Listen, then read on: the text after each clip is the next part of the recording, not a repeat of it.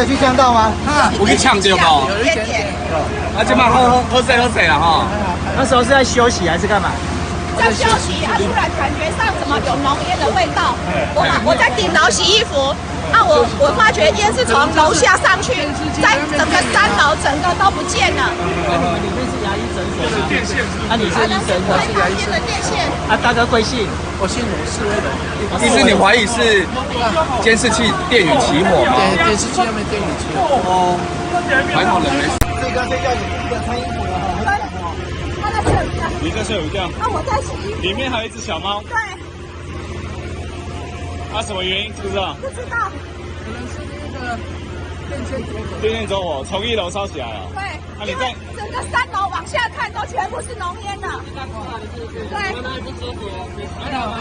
还好。里面最高里面是不是他们2个人？对，还有一只小猫。小猫，现在人命比较重要哈。要不要去医院跟我们救护人员讲？观察。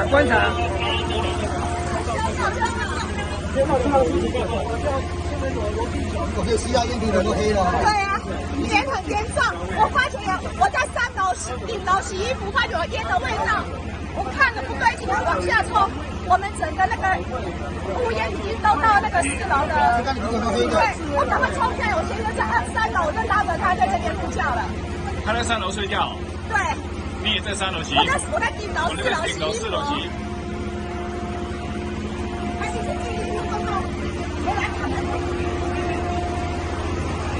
我是看到我们整个都是黑烟而已啦。